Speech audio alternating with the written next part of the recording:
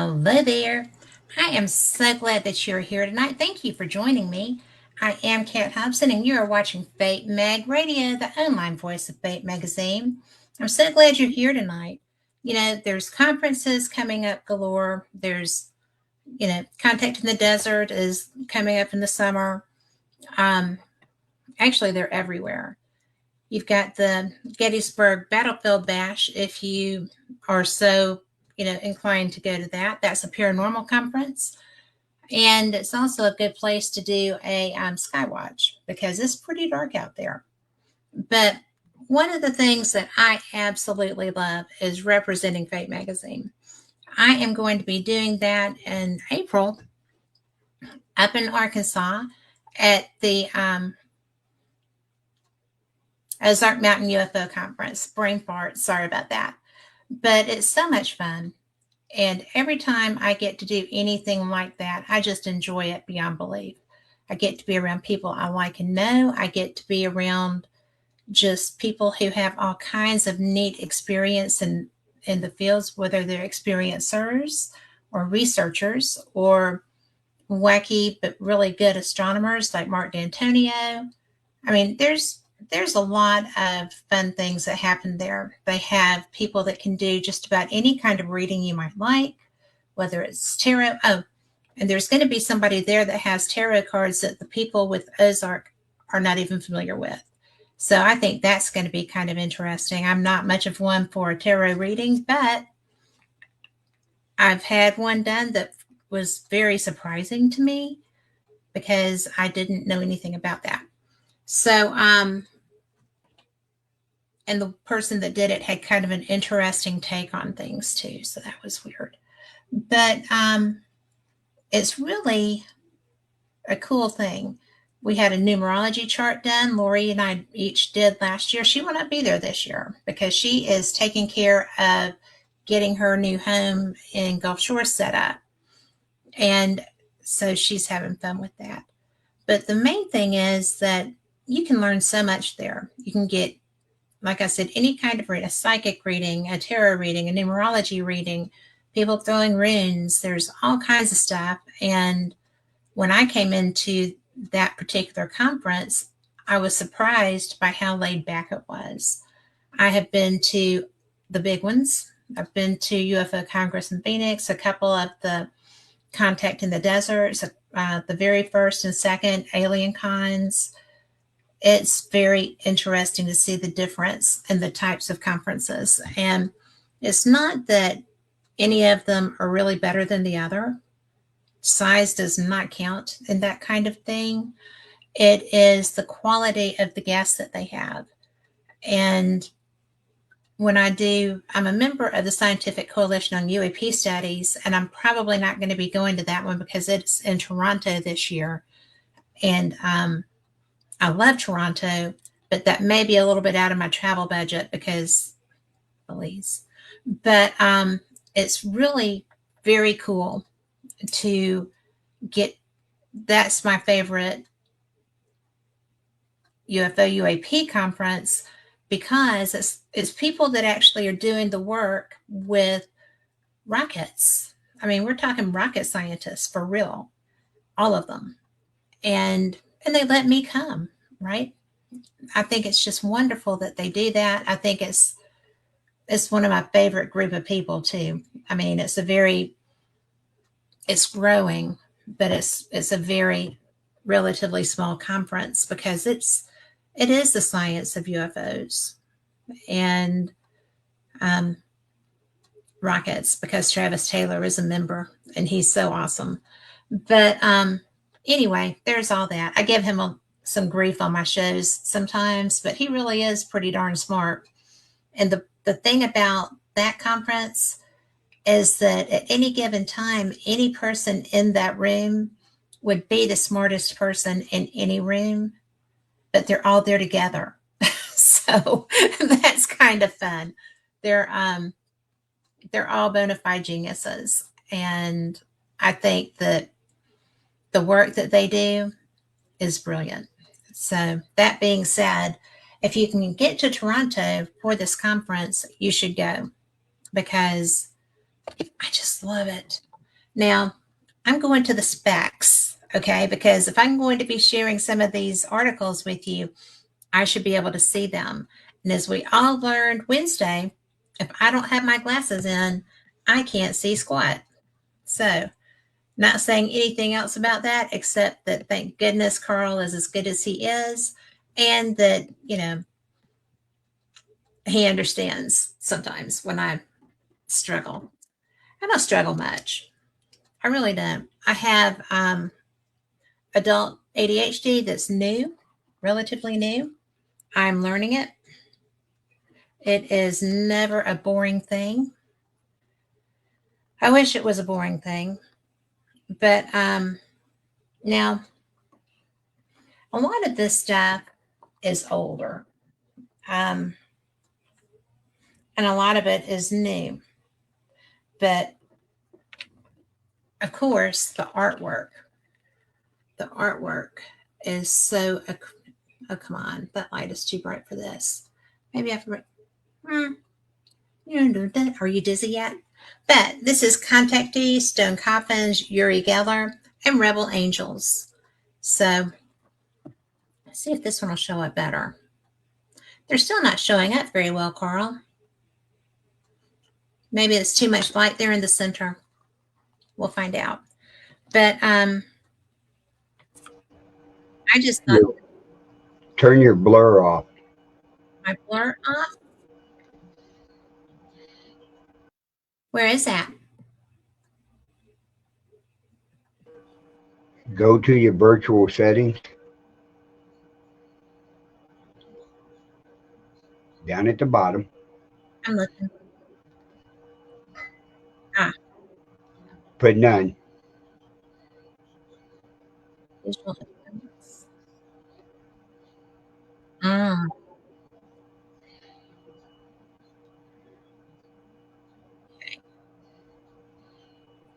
Okay. Now hold the book up. That's so much better. Thank you, Carl. So, for those of y'all that might ever doubt that Carl Albertson is a genius, just stop it, okay? He protects me from myself all the time. And right now, for him, that's a pretty tough job. So, I'm in the process of getting better, but we're all learning how to deal with my ADHD because sometimes it's, but he's a genius. So, anyway, look at that cover. I mean, and I'm going to share because Janice Carlson is the psychic for Fate Magazine Radio. And she never does her predictions right at the beginning of the year. She waits and she gets a sounding on what they're going to be. And so she works on her charts and does all of her things. And when she's ready, she comes on. So she writes for Fate also. And this article is one of hers. Boy, that's a lot of light. Talking to dead celebrities. And in this, we have Ernest Hemingway, Duane Allman, and George Harrison. And she starts it by saying that a couple months ago, Phyllis Galdi, publisher of Fate, made a very interesting comment to me. She said, I suppose even mediums like you can't get celebrities to talk to you from the other side. It seems like a very likely notion, yet I immediately realized it was not true. So she goes on. In fact, I reflexively rattled off a list of deceased celebrities who have conversed with me at length. It included the Beatles' George Harrison, author Ernest Hemingway. Oh, I'd love to have that conversation, wouldn't you? And Duane Allman of the Allman Brothers Band, and visual artist Andy Warhol. I love his work. I got to see one of his exhibitions in Vegas last year. So oddly, I knew little or nothing about any of these luminaries. Sure, I was a casual fan of the Beatles, and I liked the music of the Allman Brothers. Again, however, I knew nothing about any of their private lives. I'm the author of 15 novels released in the 1980s and 90s by New York publishers under the pen name Ashland Price, but that hardly seems like enough of a coincidence to prompt Ernest Hemingway to suddenly start speaking out to me. Our writing styles, genres, and perspectives couldn't be farther apart. I'm pretty sure that's true. So, what's more, if I had any interest in art or painters, Andy Warhol's work would not even appear on my radar. So, why would any of these famous men agree to speak with me, someone who has little or nothing in common with any of them? Quite simply, it's because one of their loved ones induced them to do so. If in George Harrison's case, it was an inadvertent encounter I had with one of his siblings. Then one of Hemingway's nieces asked me to speak to him during a medium session. A past girlfriend of Duane Allman paid me to communicate with him on the other side, and one of Andy Warhol's journalist friends requested a medium session with him. Thus, these living loved ones were the glue that made communication with these famous spirits possible. And mental mediums like me know all too well how essential that glue is to conducting successful sessions. Unlike channeling and physical mediumship, the mental variety involves a three-way conversation. I, the medium, see images, hear words and phrases, and receive sensations in my chakras. But my client, the living loved one, must help me interpret the information I'm receiving. This input could represent memories of the dead person's life on earth, information about the deceased current existence in heaven, and even predictions about my client's future. So it's possible for me as a medium to communicate with these dead people is it possible for me to communicate with famous dead people without one of their living loved ones taking part in this three-way communication? A few years ago, I would have answered no to this question. That was until some fascinating information was revealed to me. Over the past decade, my husband and I have frequently vacationed in a lovely mining town called Galena, Illinois. This village's most famous past resident was Ulysses Grant. Although Galena was the home of 9 Civil War generals, it is, of course, most proud of Grant. So much is published there about his day-to-day life, and Galena's citizens celebrate his April 27th birthday each year by holding a weekend of festivities in his honor. Time and again, while vacationing there, I was struck by a sense of closeness to Grant. Although I wasn't inclined to feel an affinity for stern Civil War officers, he seemed to be communicating with me, and the historical records indicated that he and I had several things in common. His late April birthday, his enjoyment of burnt food, boy, he would have loved my kitchen, his lightweight response to alcohol, his single-mindedness in pursuing his goals were just a few of these. While some of these similarities can simply be assigned to the fact that Grant and I were both born under the sign of Taurus, I felt a deep affection for him that made absolutely no sense to me. After all, I'd never met him. And couldn't recall having a Civil War era past life. Yet every time we visited Galena, I seemed to almost be channeling him. Fast forward 3 years, and one DNA test later, I discovered that Galena was meant to be far more than just a vacation destination for me. To my amazement, Ancestry.com revealed that my British forebears actually settled there in the mid-1800s. Even more astounding, an obituary disclosed that my 3 times great-grandfather from Scotland had been a friend of Grant's, quite probably having met him at the Methodist church they both attended. And therein was hidden the afterlife communications glue I spoke of earlier. My prominent Scottish forefather wanted me to get to know about his famous friend firsthand.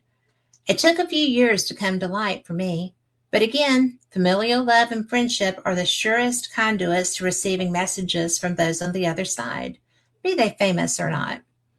And Janice has been a professional medium for over 25 years, and she has clients everywhere. Her book that I love, and it sits right on that shelf back there, is called Soul Sensing. And it really will help you to communicate with your own dead loved ones. So if you want to get more information about that, then I'll be glad to give it to you. So, but again, Janice Carlson, Carlson. So this is this still part of that? I don't know. No, these are personal accounts of paranormal events from our readers. And the reason that I was hesitating here is because it's Lilydale. Can you see that? That light is still really bright, but it's the only one I have. So we have to make do tonight. Now, this is something I have so many friends who trained at Lilydale. And I didn't even know what it was when I was talking to these people. It's a big deal. And I was interviewing people about their backgrounds, why they did the things that they did, how they learned to do the things that they did, what was the pull for them there. And time after time, my friends were like, oh, well, yeah, I trained at Lilydale. And I was just kind of like, well, I'm plugging it up. That sounds like it's an exciting thing, but I don't even know what that is that you're telling me. And so I'm back. We all just kind of laughed and they educated me. And so that was probably almost 10 years ago. Since that time, I have met probably at least 2 or 3 people a year who trained there. And granted, most of them are not, they're not really the average bear, right? They go everywhere, they do everything, and they have worked I don't know what just happened there, but it appears that we have a moody second light. Now I'm going to have to look at me looking green. Oh, well, or not. I'll take it. So, it's just really funny because it's nowhere near me. It's up, I believe it's in Ohio. It is a quaint, really old town, and it is completely metaphysical. So friends in Florida trained at Lilydale, friends on the West Coast trained at Lilydale. And it's just really fascinating to me because we don't have anything like that here that I'm aware of. I grew up in Birmingham. So like I said, I don't really do that, but it's just so cool, right? The odds of me doing this show for over 10 years. That was a big deal. And then this one's 5. Paranormal experience, just over 10. And this is actually over 5, so yay. But it's really one of the more bizarre things that I've come across. So I'm going to read you this about Lilydale. And if this does not have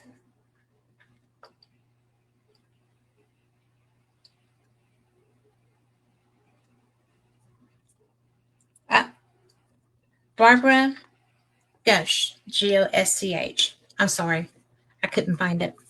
Now, this is Lilydale back in the day. And from what I understand, it's still very quaint, still very old, and really kind of cool. So, Lilydale. And their sign says the City of Light. I know you probably can't see that, but I was living in the Midwest for several years and looking forward to returning to my ethnic roots in Buffalo, New York, where my family and longtime friends still lived. However, little did I know what would be revealed from this particular trip's experience. Lilydale, maybe it's in New York. Lilydale has been known since 1879 as a meeting place for spiritualists and freethinkers. At a personal level, and more significant to me, the discovery of profound experiences revealed that I'm compelled to share them with others. And one special example I had not known about something my reader told me had happened until my return to the Midwest. My recollection of Lilydale captured my interest due to the sense of peacefulness and spiritual quality existent. I felt this from being amongst magnificent weeping willow trees, a lovely lake, and a certain stillness pervading the area, with old 19th century houses.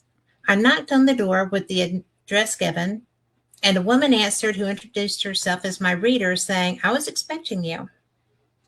Next, she proceeded to show me around the quaint parlor before we entered the reading room. The only other place I've seen a reading room was at Winchester House. And Sarah Winchester actually had a seance room, and she had readings done in another one. So she proceeded to show me around the quaint parlor before we entered the reading room. I had a tape recorder asking, "Is it okay if I tape you?" She agreed. It was fine.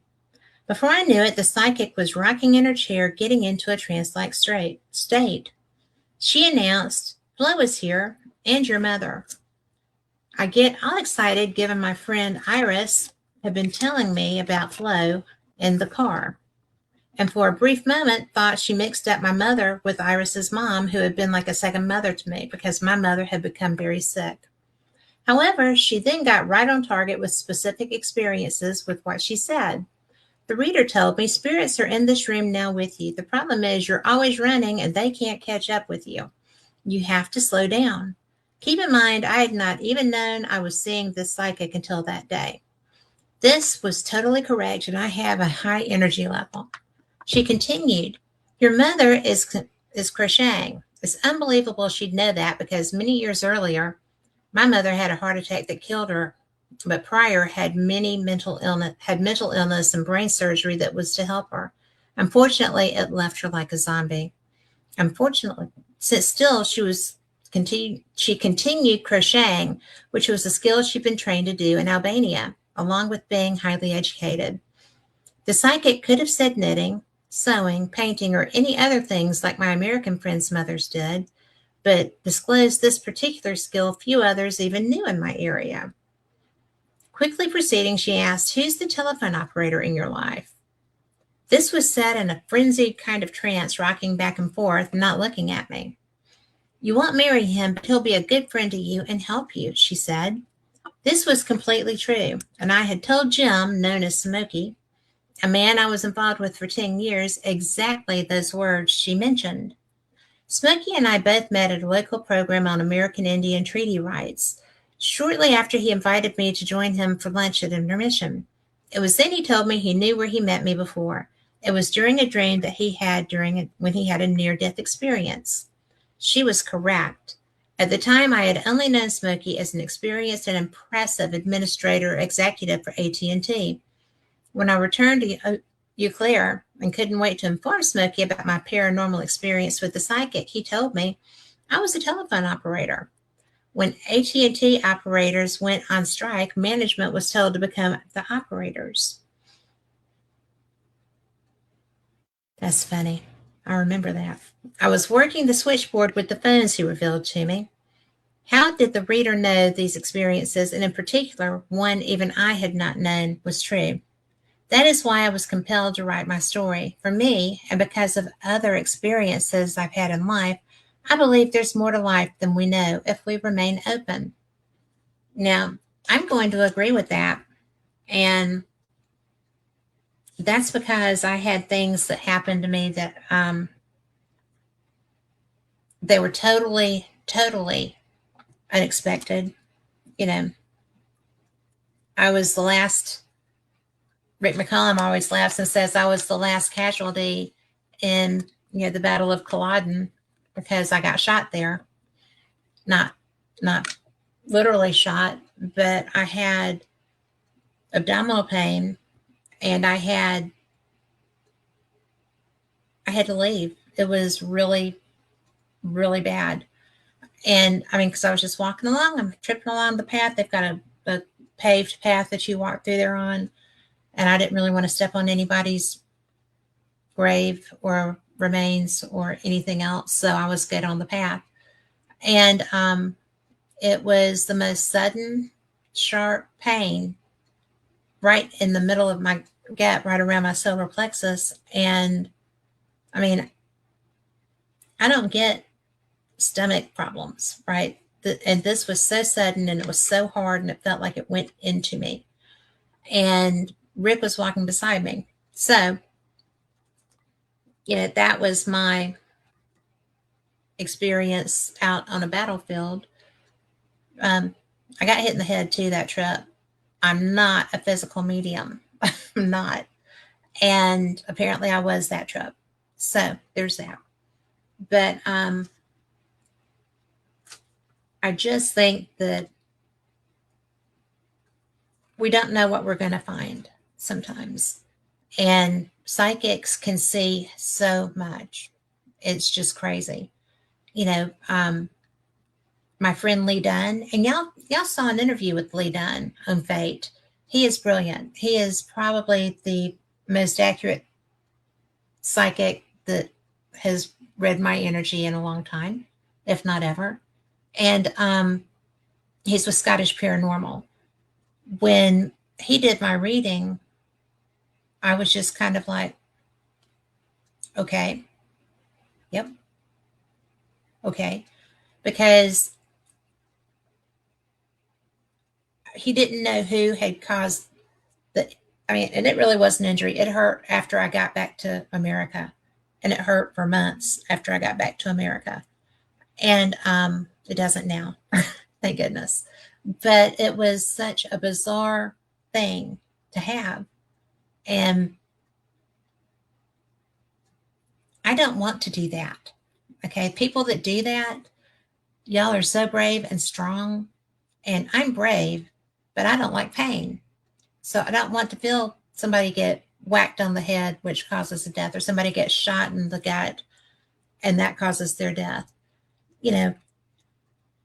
I'm not even looking forward to whatever is going to cause mine, right? I don't want to experience other people who have done that. And I know that sometimes I haven't had a chance to share with anyone since that happened to them, but I'm pretty sure there's an awful lot of psychics and mediums who walk through there.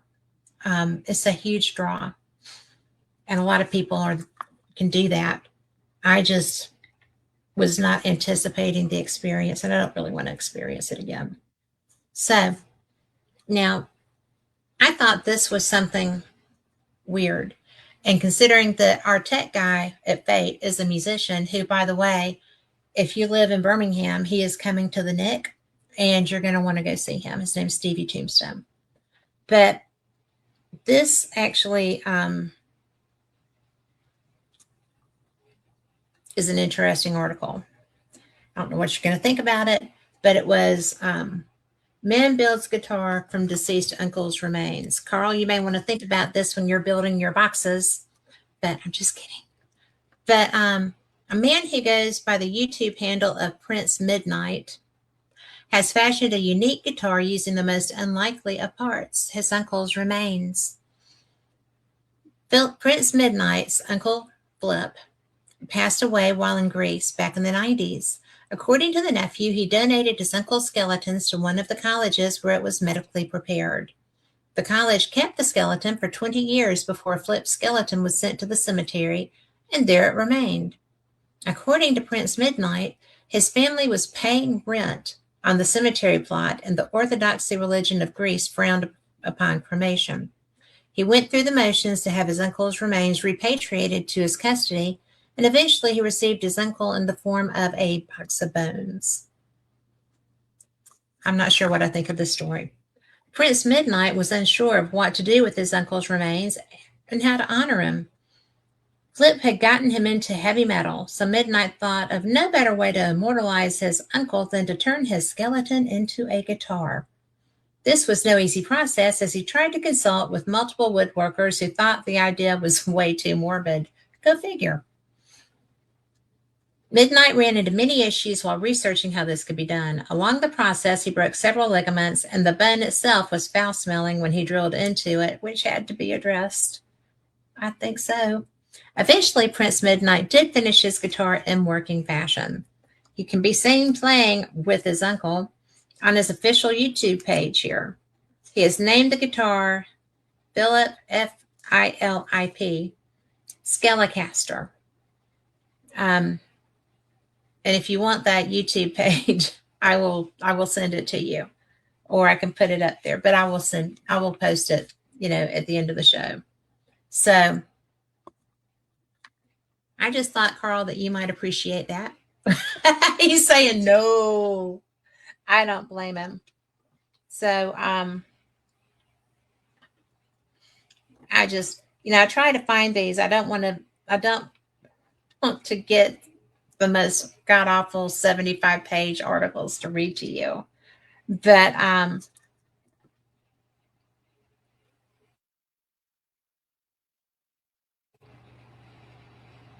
well, this is nice.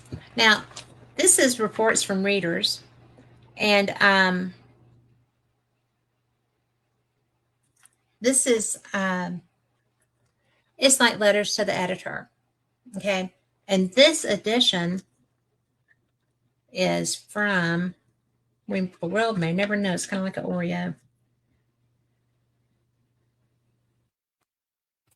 Issue 738.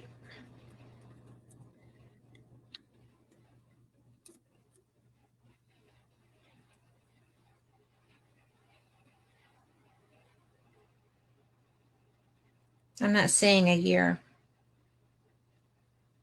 Of course, I'm not seeing a year. I'll ask her. She'll know. But, Dear Phyllis Galdi, I wanted to send you a photo of a letter I wrote to Fate magazine in 1978 in which I made 3 predictions exclusively for Fate. The first prediction was that between 1978 and 1983 there would be a new pope. Very shortly after my letter, Pope Paul died. The second prediction was that a change would be made in the high government of the Soviet Union. In 1982, the General Secretary died, and the office was filled by Andropov. The third and last prediction was that there would be no world war. My name at the time of the letter was my birth name, Paul Petrolis. I don't know if Fate ever published the letter, but the predictions were given notice by a newspaper, of which I have a clipping. Best wishes and regards, John Paul Holiday. And then, the Amazing Godwin. That is The Amazing Godwin from Spirit, as told to Phyllis Galdi by Janice Carlson. David Godwin was the owner of Fate magazine, and he and Phyllis did this together until he passed, and Phyllis has handled it ever since. But I love this because he will come and Janice will channel him to Phyllis.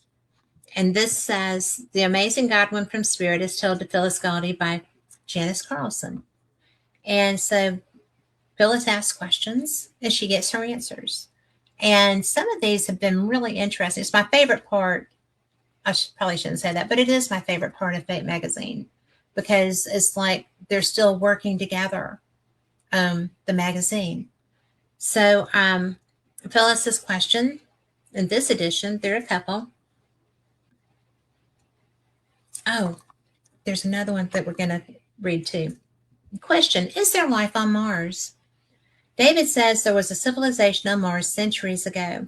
They weren't humans, but certainly humanoids. He's telling me it was not natively their planet, but some kind of stopover until they could reach a planet that was more habitable to them.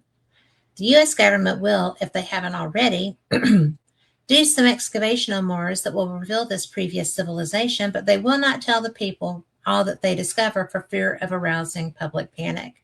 The face on Mars was representative of this humanoid race, and they created it and left it there out of some form of sentimentality. He says, an image of our God. Question, is there a secret space colony on Mars from our government? David wouldn't call it a colony just yet, but the U.S. government and other wealthy influencers have progressed a lot more toward colonization than they are revealing to the public. I do not know who this person that they're referencing is, but the question is, what does David think of exopolitics and Alfred Lembermont Weber? David thinks Alfred's work is crucial to the survival of the human race. He says, unless we become less warring and less ecologically destructive, we are destined to sink into another crushing series of catastrophic events that will bury us and our technological advances under mud and ice for millennia. Most ETs are trying to help us prevent that outcome. They want to help us in a higher plane of existence where we will be safer. And, I would buy that. This is what I wanted to read. And I don't know if y'all remember, I did a show on Urantia a couple of years ago, if you've been listening and following for a while. Do you think the Urantia information is valid? David says the Urantia book so clearly represents the science of 1920s through the mid-1950s that it must be a creation of that time period and not channeled information from the infinite time-space continuum. He says the Urantia Foundation felt that assigning one or even many authors' names to it would minimize its impact and messages and make it more subject to criticism. But David also says some of the information in the book was channeled from celestial beings and that the Urantia Foundation conducted group channelings in order to generate content for the book.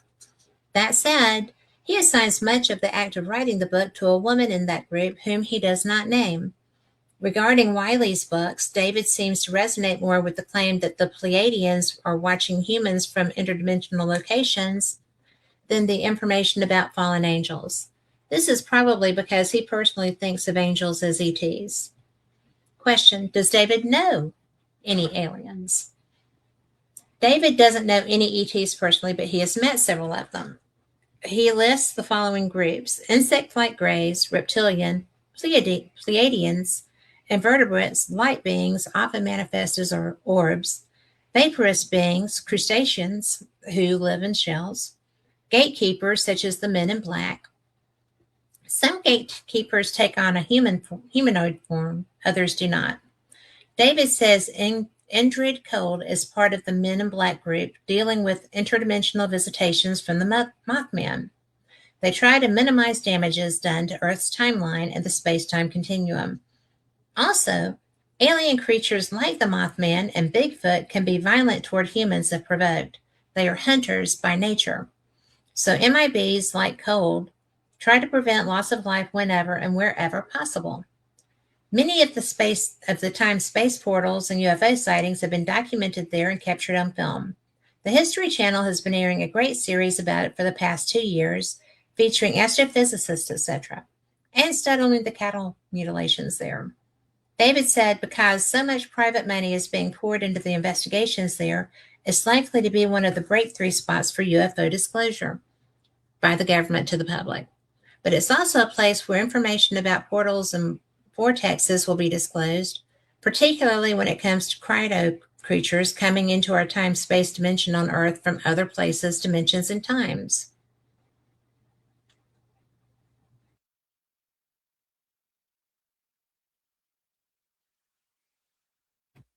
So he's talking about Indrid Cold. I got lost. I'm sitting there going, where did it say Skinwalker? It did not. So, question, this is going to be interesting, right? Who is really running the show on the planet? Definitely globalists running the show, mainly in an effort to maintain world peace. The ETs are very averse to the use of nuclear weapons, as you know, but there are greedy souls amongst the humans and aliens involved who are only interested in reaping Earth's natural resources. The Greys can be rapacious. Other ETs are more altruistic and have the human race's best interest at heart. Pleiades, Orion, even some reptilians, and some without corporal bodies in the spiritual dimension. They are worried about overpopulation here and decreasing resources leading to warfare amongst nations. Question: what does David say about the ETs I saw in Elmwood, Wisconsin? Phyllis has lots of experiences. The grasshopper creature was from an audacious green race who digest their food by spitting acid on it, even before they have it in their mouths. They are talented, creative, friendly, and musical. Another light creature on the stage was more insect-like, more like a stick insect, so thin as to be almost invisible unless spotted from the correct angles. I'm telling you, that section of Fate is always my favorite. Except if I or a friend read an article. And then those are. Oh, hair everywhere. Goodness gracious. Let's see what else we have here. Oh, good heavens, the time is flying, Carl. Let's see. We'll come back to this because there are some good articles and there's some good writers in here too. You know, I'm always interested because there have been a few of the previous hosts of Fate that I knew and know. Chase Klotsky was somebody I love dearly. She's a good friend. She is a good human. And when I first met her, she was doing a radio show at Sloss Furnace. She was with a ghost hunting group business. And I didn't know that she was the host of Fate Magazine. She was doing a Fate Magazine radio show the night I met her at Sloss. And I didn't know that for years and years and years. So that was a lot of fun.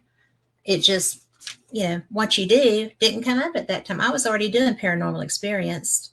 So it was really fun. She was actually who made me decide that I wanted to get more serious with that because she's a good role model. She's a neat person. And I just love her to death. But one of the articles in here is written by the person that I had of her, and that was Vance Pollock. Let's see how long this one is and what it's about. Oh, my goodness.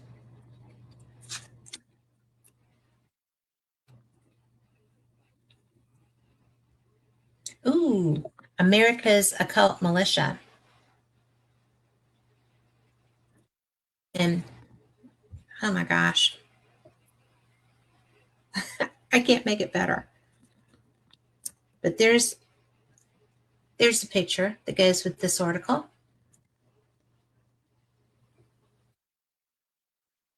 They look like kind of Nazis in dapper hats. President Roosevelt is one of the most famous figures in American history. However, during his four-term tenure as president for life, he faced many detractors. Amongst them were the domestic fascist Silver Legion of America, better known as the Silver Shirts, SS, led by goatee-bearded mystic William Dudley Pelley. I didn't even know about this. Did y'all? Did you, Carl? No, Carl didn't either. Members shared a fanatical interest in the occult and spirit channeling in addition to their fringe political views. Men were active in the military-drilled Legion posts, while female Silver Skirts organized spiritualist chapels. Photographs of the group are rare, as they operated their own publishing house and did not court mainstream publicity, which was most often negative. Wonder why?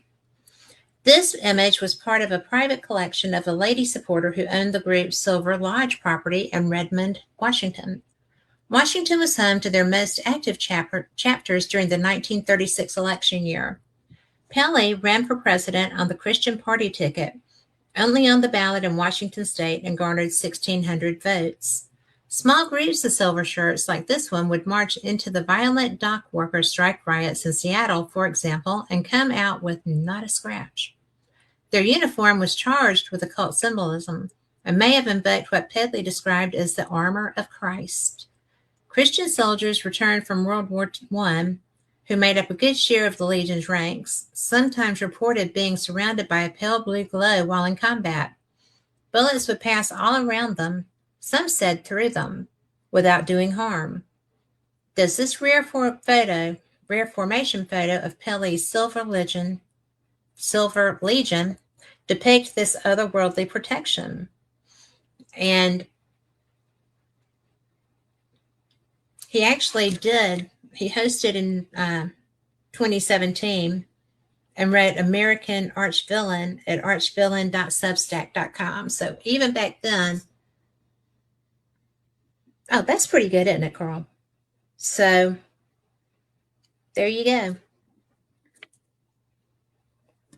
That's a little freaky, in my personal private opinion. I think it's freaky. Let's see. Something I haven't read everything out of it to you so far.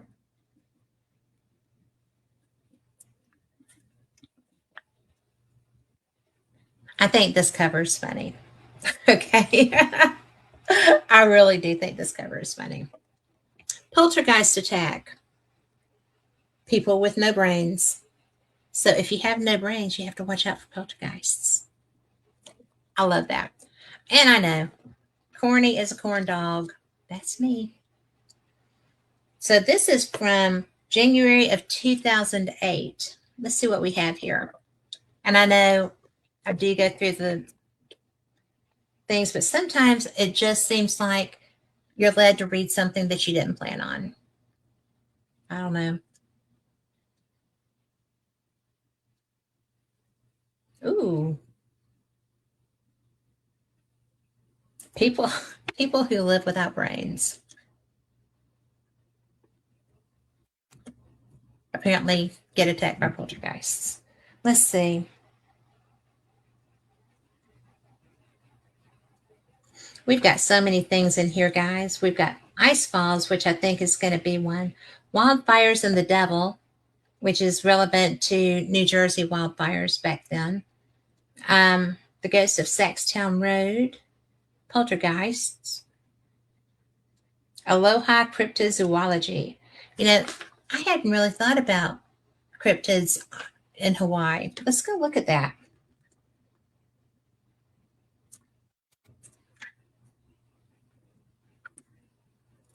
There's another article on Light in the Void, which is,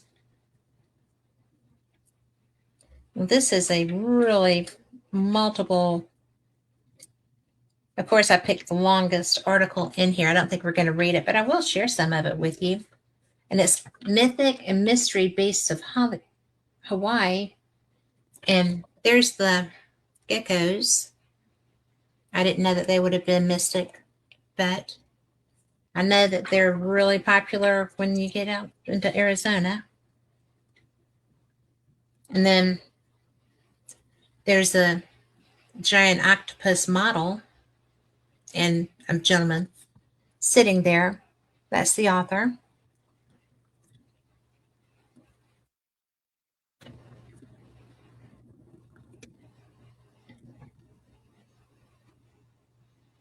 And here is an artist rendition of a giant squid at the top and then a giant octopus.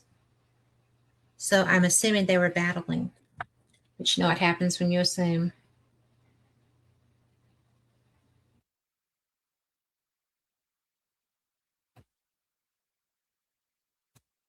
And then they've got two mystery birds. So the bishop's ooh bird. And there's not another that doesn't show the other one. But this is pretty good art for a magazine back then, 2008, I think. I'm not going to lie.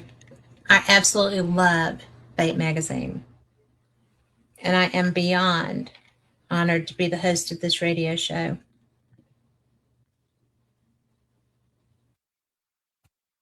And back then,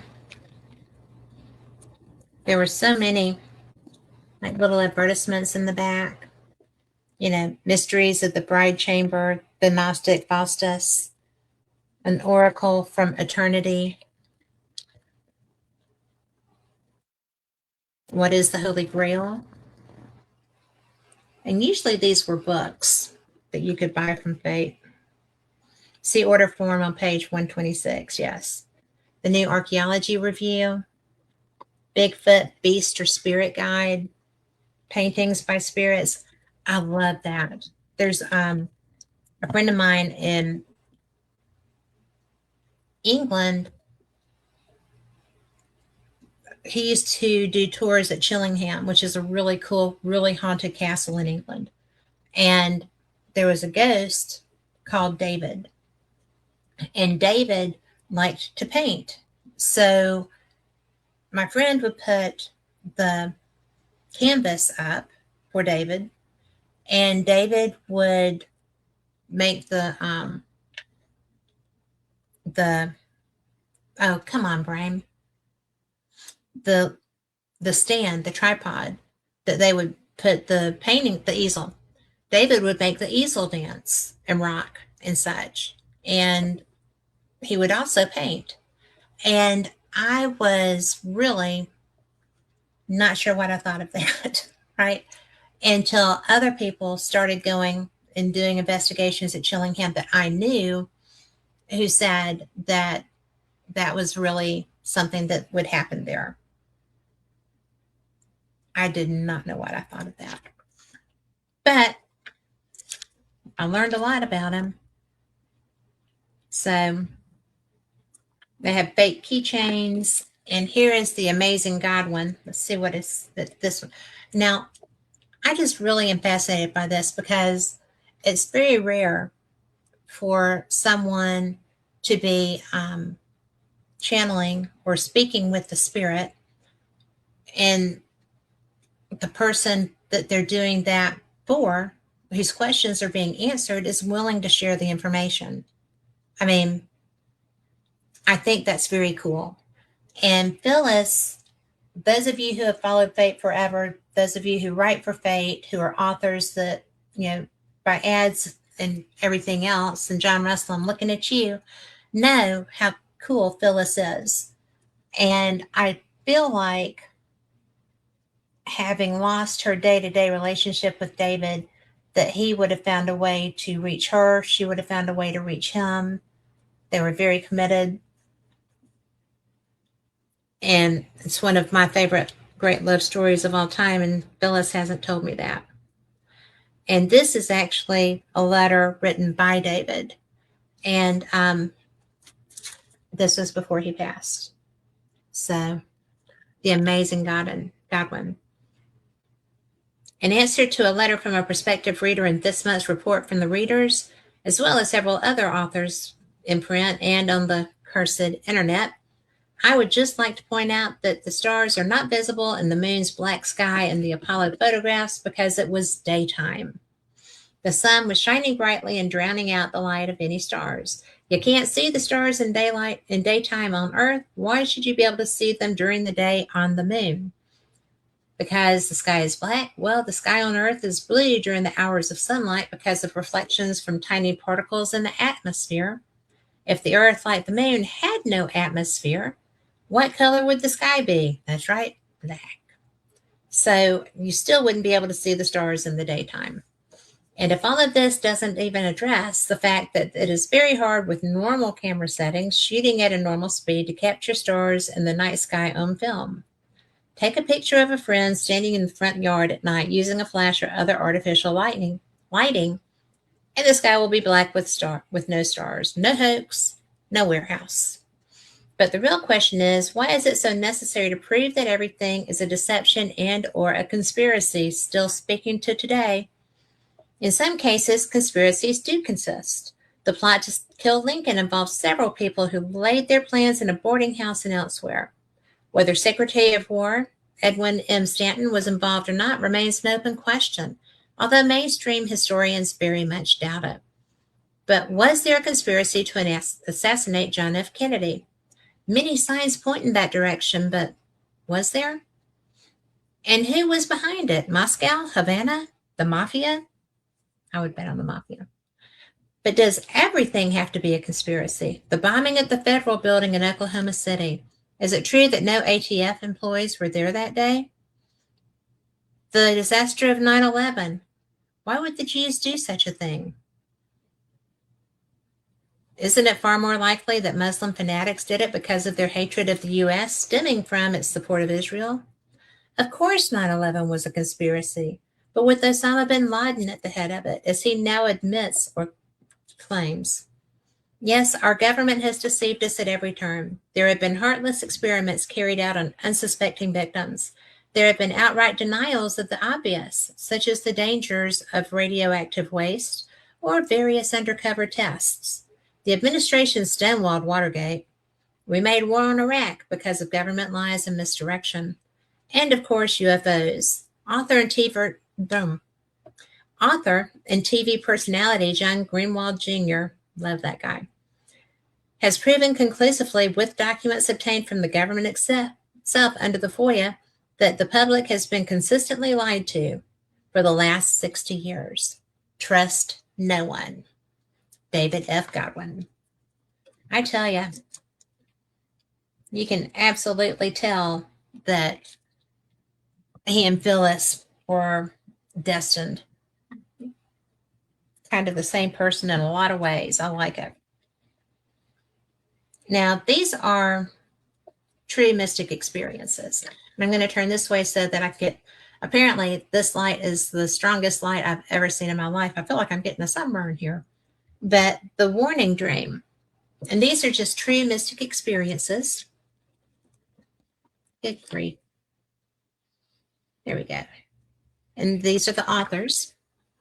The warning dream. I knew I was dreaming. Everything moved in slow motion, the same dream as it was last August and the August before that for 2 years. It was haunting me. I woke startled again. Don't you hate when that happens? Negative energy fields were surging to the surface. My heart beat wildly. That was the last time I had that dream. I had no idea then, but for 20 years later, I would know the meaning of the dream in the personal and metaphysical realms. And this is really long, and I don't know. But it involved her son.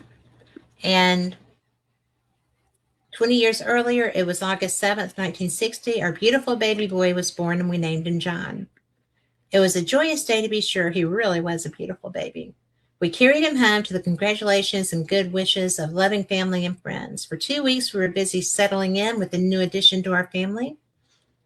On August 29th, after a busy day, I went to bed to have the first of 3 dreams. It was a bitterly cold day. Snow was falling and silently covering the world with its pristine white blanket. Suddenly, the winds began to blow. The crystal flakes swirled, and I could not see very well. Icy snow hit my face, stinging and mingling with my tears. I can't get to my baby, I cried, my feet deep in the snow holding me back. I jumped up, my heart pounding. I ran to my baby, picked him up, and held him ever so tightly. I sat in the rocking chair beside his crib, holding him in my arms. I wouldn't let go. And as the dawn came and she realized he was okay, he was safe. It was August. There was no snow. And just after his first birthday, the same dream haunted me. Frightened and upset, I tried to find some answers and not focus on the negative force around me. Another year passed and it happened again. John was now 2 years old and doing fine. He was our pride and joy. Then I wondered about the karmic doctrine, which holds that all actions have consequences, and decided to show less pride in how we thought our son was so special. For the next 20 years, I had no fearful dreams at all. One day, my now grown son said he did not feel well. At first, I didn't think too much of it, but he could not eat and he kept saying he was not himself. Our family doctor admitted him to the hospital where many tests were taken. At first, the tests came back negative, but then the phone call came. To this day, I hate the ring of the telephone. He was terminally ill, the doctor said, with a rare form of cancer. It made no sense. He was so young, strong, and beautiful. On Valentine's Day, I sat by my dear son. His last words to me were, "I'm dying." I felt my heart shatter, broken forever with the pain severe and permanent. He slipped away like a gentle bird. Days later, the funeral cortege wound its way along the cemetery road. There was snow everywhere. Beneath the new falling snow, white and pristine, was ice. Plows had made a path. The line of cars followed the hearse up the hill to the new section of the rural cemetery. Suddenly, the hearse got stuck on the ice-covered road. We too in our car stopped. Then the hearse began to move, but we could not, for the wheels just spun around. I jumped out of the car, my feet in the snow. Icy hail had stung my face, mingled with my tears. The wind whipped me. I tried to run, but strong hands gripped my shoulders. My husband and someone else were pulling me. "No," I screamed. "I can't get to my son." All at once, a blinding light covered my eyes and face. The spirits were there. They had gently tried to prepare me years ago. Now I knew the meaning of the dream, the warning. It has not lessened my pain. I cry out to the spirits, but now there is only silence. They have completed their task, but they will be back with my son for me, and I wait. In loving memory of my dearly beloved son, John. And I'm going to tell you that our family lost a teen, not to disease. And it's just really something I didn't expect that when I started reading that article, that letter. And so there's that. These are reports from the readers. Secret Speed. The November 27th article, The Secret Speed of Consciousness by Roberta Marshall, was an interesting explanation of this mysterious process. I've had this experience several times in my life and like to add an additional perspective. We all know what it's like to be startled. It's quite a shock to the nervous system, and it takes a few minutes for the body to return to normal. When the body perceives a threat, the nervous system tries to control its response by slowing down the energies, thereby receiving the impulse at a more manageable speed. This helps to avoid the startle reflex as well as possible heart attack. This only works if the person sees the disaster coming. As the article indicated, this process has many possible uses. There are so many things our bodies can do that we haven't yet tapped into. Someday, we may learn to utilize our slow-mo process in even more exciting and unexciting ways. So I think that's interesting. I do think that we all have this so that we can manage ourselves. Now, I have to tell you that there's one here called Haunted Lighthouses. And our November 2007 issue had an article on that. And I did an interview some years back with two gentlemen who had written Haunted Lighthouses book. I love that book. I love lighthouses. That's beach. So I enjoyed reading about the haunted lighthouses in the November 2007 issue when the lights went out on Flannan Island by Fiona Bunting and Haunted Connecticut Lighthouse by Tom Kovac. I am a collector of lighthouses. I lived in Savannah, Georgia for 5 years, and I was always going to the beach on Tyree Island and visiting the lighthouse there. I don't know if that lighthouse is haunted or not. I haven't heard any ghost stories about it. It is.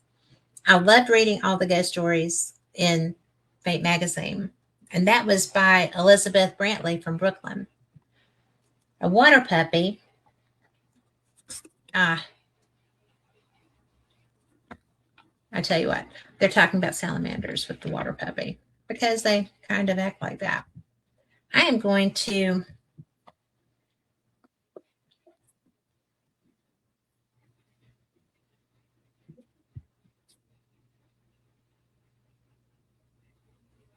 let's see.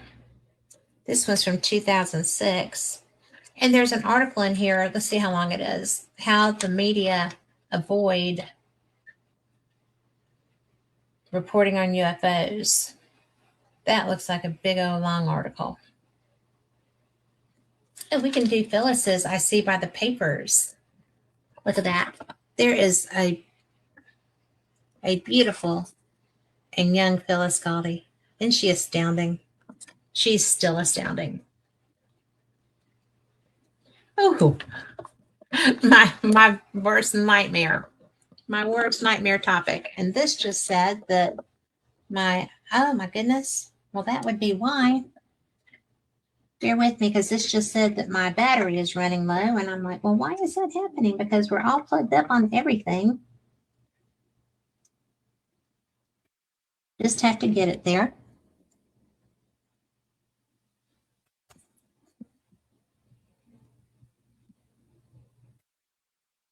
Let's see. because we sure don't want this to be a thing. Here we go. We'll just use this one. That should be a high-speed one. And that just turned my light back off. I'll just turn it back on.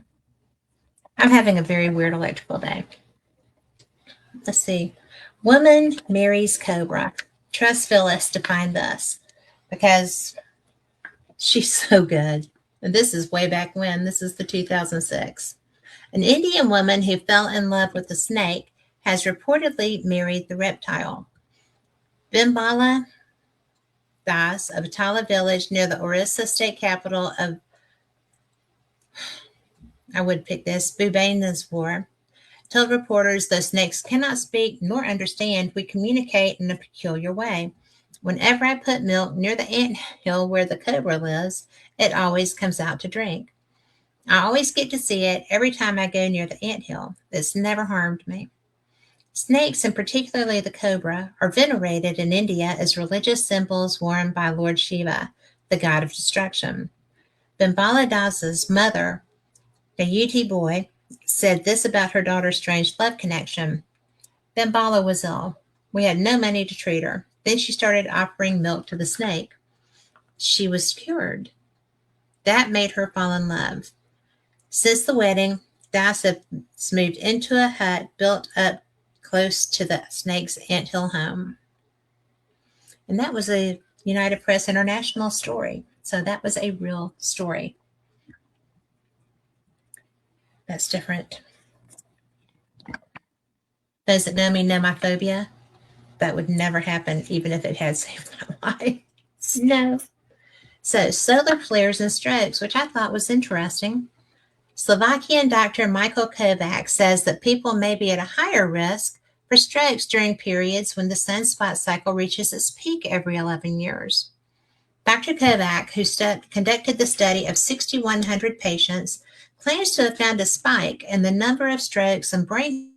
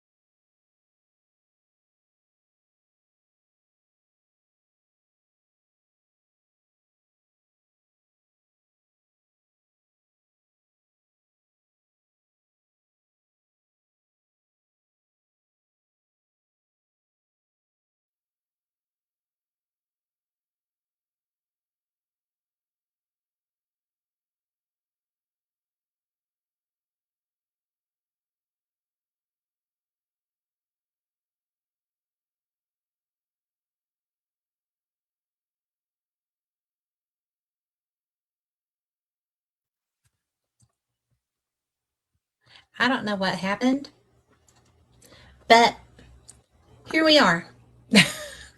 I was just fiddling with everything trying to make it come back. Carl, can you hear me okay? Okay. But Dr. Kovac, who conducted the study of 6,100 patients, claims to have found a spike in the number of strokes and brain hemorrhages in the town of Novozemsky in southern Slovakia in years when solar flares are most abundant.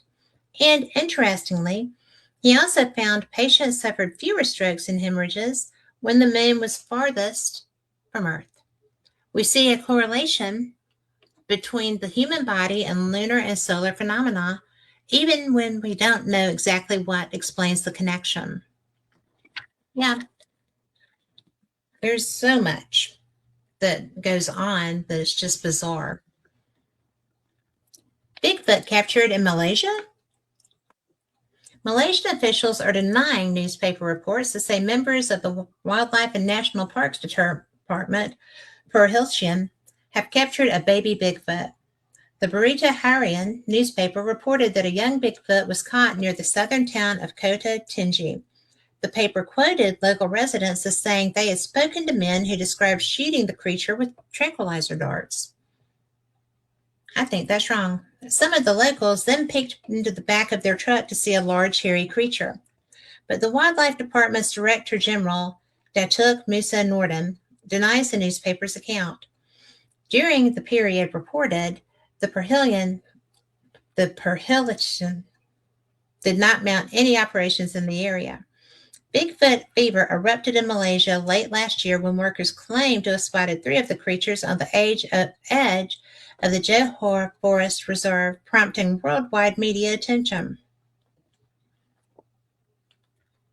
You know, they're everywhere. There's no reason that that wouldn't have happened, and there's also no reason that they wouldn't have lied about it too. So, not that I have a low and suspicious mind or anything, especially about cryptids and aliens, because I have one, right? Psychic vision saves a life. A vision woke him up at 3 a.m. It gnawed at him. Someone was trapped in Prairie Creek and could not get out. Clifford Foss tried to ignore it. He was tired and wanted to sleep, but the vision would not go away. Around 7:30 a.m. the next day, Foss and his son left their Amanda Park, Washington home. As they passed over Prairie Creek, Foss looked for signs of trouble, but seeing nothing, he began to discount his premonition from the previous night. A little farther down the road, they passed Milburn Creek. A 3-foot section of guardrail was bent back on the opposite side of the road. Muddy tire tracks pointed toward the creek. Accidents happened and are cleared away in the middle of the night all the time, Foss reasoned. They kept driving. Did you hear an ambulance last night? Foss asked his son. No, his son replied. We better go back, Foss decided. He turned around and parked beside the guardrail. Jesse hopped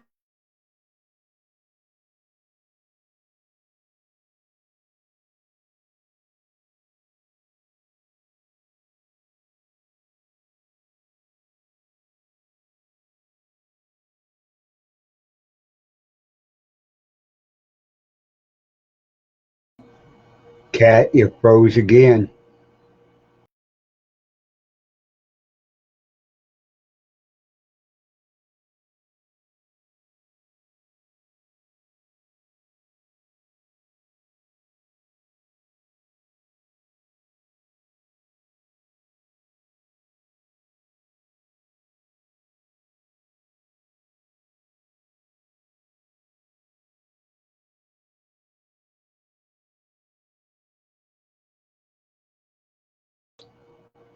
Cat's having difficulties right now. She'll be back on as soon as she signs back in.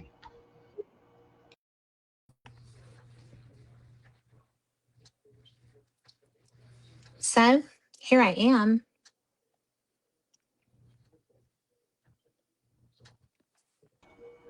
You're good. There's Carl.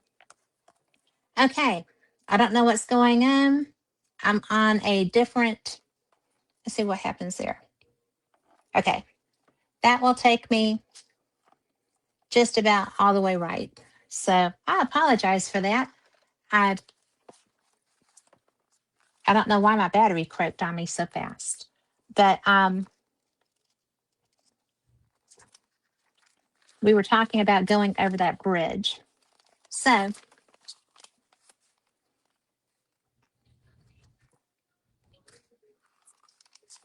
he turned around and parked beside the guardrail. Jesse hopped out and peered down into the 20-foot ravine. I'll put it over here, and that way I can read it and still not be with my back to you. There, partially obscured by trees, a mangled black pickup truck was at the bottom of the shallow creek. Edgar Allen, a 46-year-old Olympian on his way to Nia Bay for a commercial fishing trip, hung halfway out of the driver's side window, covered in blood and screaming for help. Volunteer emergency medical technician Mike Shepard says it's difficult to tell how long Edgar would have survived if the Fosses hadn't found him. The accident was impossible to see from the road, and he surmised that more than 100 cars had probably driven past before the Fosses stopped. Clifford Foss said he's not a very religious man. He doesn't go to church often, but he does believe in God. And the vision that made him stop, he says, was sent from above. I believe the Holy Spirit or something sat there all night and gnawed on my ear to do something. If I hadn't had visions all night, I wouldn't have seen it. We would have been like the other 150 cars. All there was a beat up guardrail. And I apologize. We have people that are outside, and my dogs just heard them. And Queer Tipper, they are very protective. And they're very kind of active tonight, too, because of all the hoopla. Now, this is something that we used to do, and I haven't seen it as much anymore, but I think we've started back the bulletin board. And this included Extraordinary Technology Conference, Animal Communication Seminars, UFO Olympics. That one was interesting. August 12th through 13th, San Luis Valley, Colorado. And there was a phone number to call if you wanted to go to it. So I just thought that was cool as all get out. So, Healing the Broken Circle, third annual Paranormal Expo, and that was in Monica, Pennsylvania. Mothman Festival, September 16th and 17th. You know, sometimes it just amazes me to be part of this organization. I love Fate. I love the things that they do and have done and will do over time. Phyllis is thebomb.com. That's the Amazing God one again. And I really want to share this with you too. And I'm not really sure how this is going to look considering how much closer my camera was, but that's okay too. What am I doing? I can't see without my glasses. We learned that the other night, didn't we, Carl? Absence of evidence is not evidence of absence. I've heard that a lot lately from various quarters. It comes in real handy. One of the more recent uses of this saying has been by Donald Rumsfeld. We remember him, right? Um, but it has greater currency perhaps in the paranormal and especially UFO circles. The last time I actually saw it in print, it was used by Stanton Friedman, my hero. Miss him. Ironically enough, the phrase seems to have originated with the late Carl Sagan, a leading skeptic. I don't believe he was using it to justify a belief in UFOs, however. He was probably defending the continuance of SETI. If he were aware of the uses to which the quotation has been put, he would be rating in his grave. Yeah. For a long time, it was very fashionable in skeptical and scientific circles to say that there's not a shred of evidence for something, usually something paranormal. Until I heard that, I have been unaware that the smallest unit of evidence is the shred. The only other unit that comes to mind is the mountain. It used to be common among atheists to say that there is not a shred of evidence for God or any sort of survival after death. In that case, I suppose it depends what you mean by evidence, right? So, the atheist meant scientific evidence of the sort that can be verified by repeatable experiments. Never mind that God doesn't work that way, or that material evidence is meaningless when dealing with transcendental concepts. You want evidence? Well, the heaven and earth are full of his glory. Aside from that, there's not a shred of evidence outside the Bible for many of the events, people, and places that it mentions. However, Sagan perhaps inadvertently came up with the irrefutable counter-arguments to the shred of evidence. Absence of evidence is not evidence of absence. Quite true, but what is? This cute little aphorism meant that you can assert anything you like. No one can disprove it. In some cases, your assertion may indeed be true. So what if no acceptable concrete evidence exists that this planet has been repeatedly visited by extraterrestrial spacecraft? You'd think that sometime during the years, during the millennia, that this planet has been visited. Someone would have been someone would have discarded an alien Kleenex at least, but nope, there is nothing. But absence of evidence is not evidence of absence. Yet, however appealing it may be to resort to this wordplay, and however undeniable it may be, it is no argument at all. Sure, some UFOs may exist despite the absence of any acknowledged hard evidence, but what about the little orange men who dwell in your commode tank? Don't see them? Well, absence of evidence is not evidence of absence. Maybe they're there after all.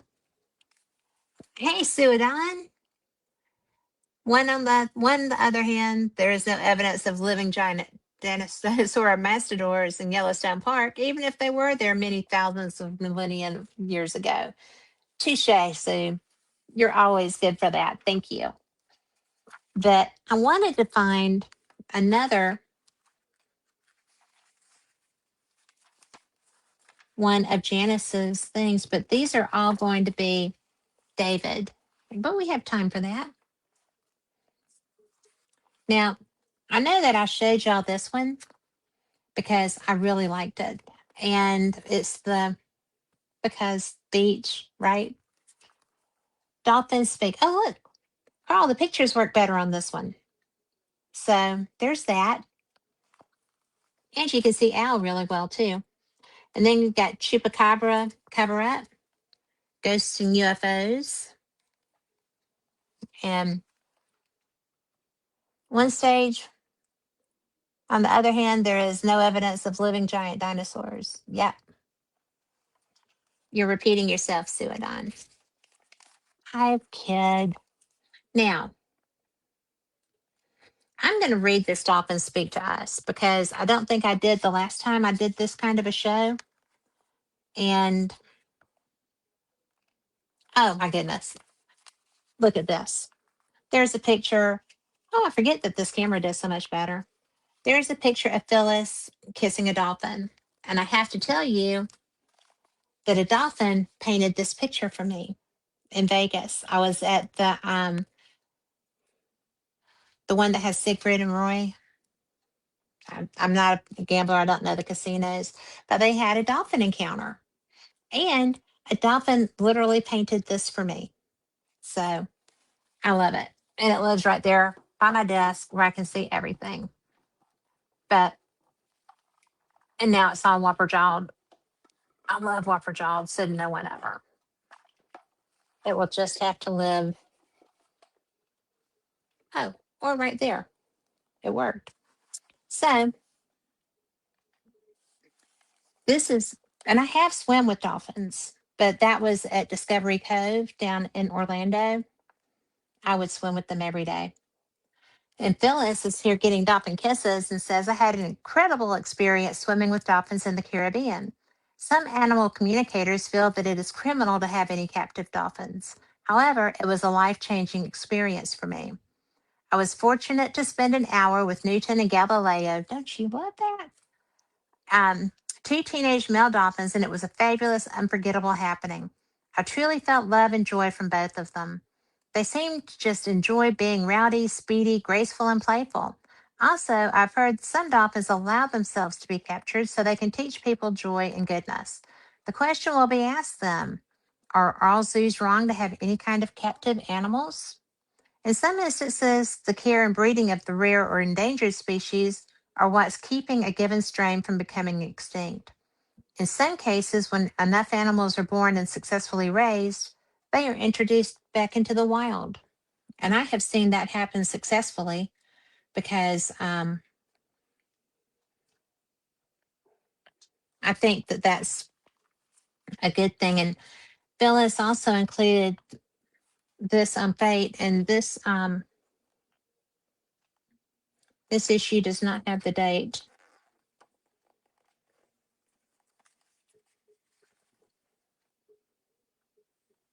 But it says she's 725.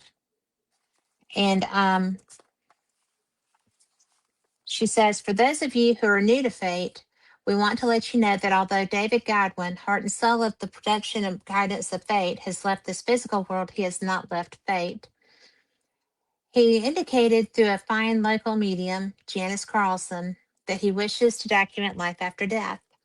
He told her that he will answer questions our readers might have. Just send them to Fate or email them to fate@fatemag.com.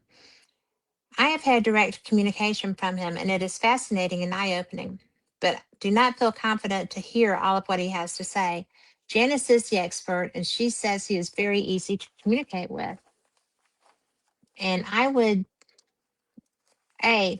never bet against Phyllis. Phyllis is brilliant. And in this instance,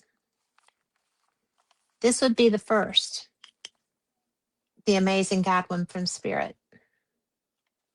And I think that had to be something that was very hard and very wonderful for her. And no matter what happens in the sands of time, she will always be my hero, one of my strongest heroes. Dolphins and Water. And this is As Told to Phyllis Galdi by Janice Carlson. We asked David about dolphins from his perspective, and he said that they're horrified at the shape our oceans are in. I've heard that the bottom mile of our oceans are so polluted there's no life there and everything is dead. Close parentheses. He said no, but we are certainly headed that way. He said the people he communicates with on the other side often live near lakes and rivers. Water has a magical quality in the afterlife. He says that it helps connect souls like a ribbon wrapped around a package. He said there are oceans up there with fish, whales, and dolphins. Growing up in North Dakota and now living in Minnesota, I was curious about the weather in the afterlife. Does it snow? Rain? Is it cold? Does it storm? Are people ever uncomfortable? And David said, when you're in the afterlife, you're in a place where the weather is always sunny and perfect. But if your soul is evolved enough, you can travel to any sort of weather you like, any season you want. Think Star Trek holodeck.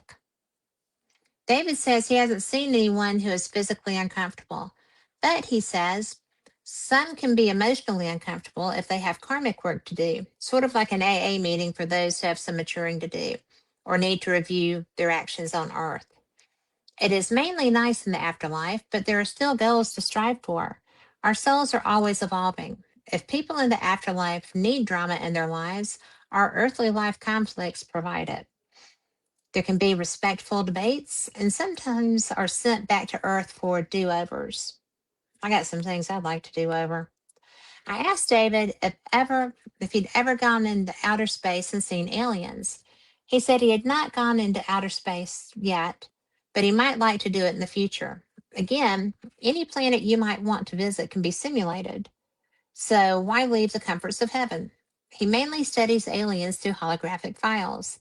They keep to their own kind, he says, and they don't like to be stared at or studied any more than humans do. Some of them are public speakers, and he has listened to one of their presentations, but it was pretty much a one class, boring in its simplicity. He laughed and said, maybe they think we're too stupid to grasp anything complex. That sounds about right, right? And, one of the things that I like about that column is that you can get a sense of the mind behind the creation of fate. And you can get a sense of the mind of the current curator of fate, because very similar. That's why they were so special together. And, it just is. And these are reports from readers. And this is a loyal reader's letter. I love Fate and have been reading it since it first came out in the late 40s. Our parents read a lot, as did my two sisters and I. My father came home one day with probably the first issue of Fate, and we have been hooked on it since then. We were pretty young when we were first introduced to Fate, but since we loved it, we loved to hear ghost stories, etc. We truly enjoyed reading it. My sisters and I would fight over the magazine. Our children and grandchildren also enjoy reading Fate. When they come to visit us from out of state, the first thing they ask me is if I have any new issues of Fate. They've read them all. Keep up the good work. Sincerely, Connie from Los Alamos, Colorado. And then my favorite Fate article. I just read in Fate that you are requesting readers' favorite stories. I can't remember the issue, but my all-time fave Fate article is the one about places to visit. Turtle Mound in Florida, the Isle of Avalon, Coral Castle were all among the places to visit. Thanks to this article, I visited all of them and was so happy to do so. Please keep sending Fate. It keeps me going. Blessings. How nice is that? I think that's one of the best things is to, I mean, Fate has anomalous topics, but there's a lot of discussion involved in them. And, there's so much. There is so much going on. Let's see, this is Nevada Giants. While recently rereading the May June 2013 issue of Fate in the I See by the Papers section, the writing on Nevada Giants caught my eye. There was just something so familiar about it. I rechecked Vincent Gaddis's book, Amazon Indian Myths and Mysteries, and there it was. In the chapter on European, good grief, European wanderers, Mr. Gaddis mentioned a cave 22 miles southwest of Lubbock, Nevada, which is dry and smoke-stained, filled with artifacts and exceptionally tall skeletons. It is a source of legend to the Paiute Indians. Supposedly, the tall folk buried there were red-haired cannibals. They also were light-skinned. Aggravated to distraction by the folks' appetite for the Paiute flesh, the Paiutes fought to defend themselves. When the cannibals made a last stand hunkered in the aforementioned cave, the Paiutes set a huge fire in front of the cave mouth and suffocated its inhabitants. As far as folklore and legends go, I guess the old saying is true, where there's smoke, there's fire. Submitting the above with great affection to Fate and its loyal staffers. And then shortly before this one, there had been a really good John Keel interview article. So thanks very much for printing my memories of John A. Keel in the issue 724. The typo in the first sentence should read 1967, not 1976. Although I invited you to make cuts, you still printed the article completely intact, and your minor changes were excellent. Your readers might want to know that I had no computer or typewriter and hand printed the manuscript and submitted it snail mail. Still, it got published. I'm hoping this will create a flood of similar written memories of Keel and perhaps even a memorial issue. In his writing career, he managed to make a few errors, as all of us do, but his risky contributions are beyond dispute. I'd love to hear from other John Keel fans. And then, great John Keel article. Thanks for the nice article on John Keel. He was an extraordinary author, topped by no one in my estimation. He was someone who could not be pigeonholed nor categorized. Skeptics as well as occultists alike were intimidated by him. I read Mothman Prophecies around the time the movie came out. I could not put it down. Same thing with Our Haunted Planet. Aside from that, the last issue was the best, just like the old Fate. Aside from that, 3 cheers. And then a fond farewell to Mr. Keel. I was greatly grieved to read about the death of John Keel in the September-October issue of Fate magazine.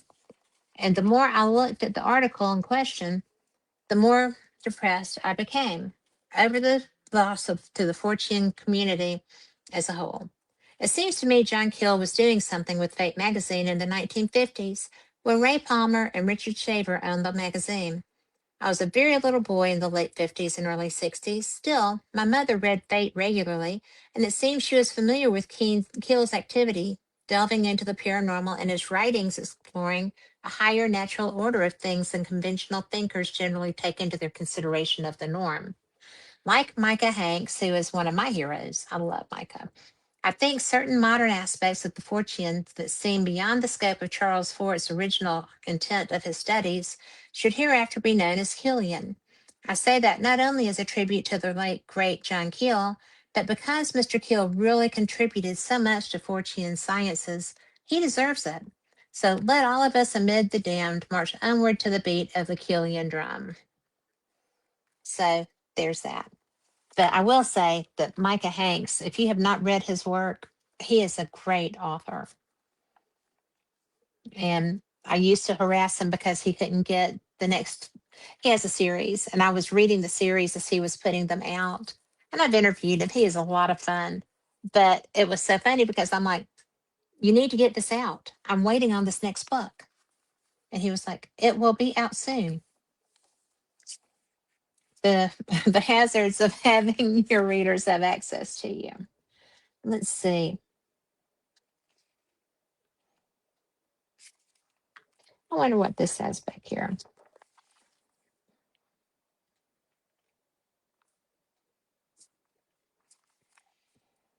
My proof of survival.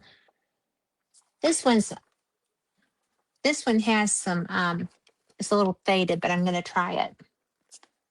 Old eyes, don't you know? My daughter Tamara Lee's late mother-in-law, Sue Lee, always loved hummingbirds. She had a number of hummingbird feeders in her backyard at her home in Anaheim, California. She collected hummingbird figurines and liked to watch and talk about hummingbirds. They're fascinating little creatures to tell her friends, relatives, and anyone else who would listen. The birds that Sue was so interested in and fascinated by became a very big part of her life, and apparently a part of her afterlife. A few years ago, Sue suddenly became seriously ill. My daughter and her husband, Eli, were on vacation when they were called back to Los Angeles. When the family arrived at Sue's hospital room on the top floor of the hospital, only a few hours were left before she would pass away.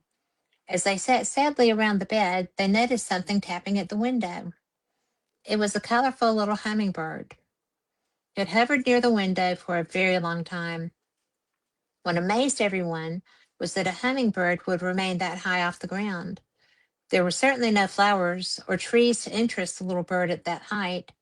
When Sue passed on, the hummingbird disappeared from the window. My daughter Tamara handled much of the arrangements for Sue's funeral. One of her tasks was to notify friends and family. She called one of Sue's closest friends who lived in Arizona. As they talked, the friend suddenly stopped crying and gasped, "Oh my God, Tamara, you wouldn't believe this, but there's a purple hummingbird hovering nearby by my window."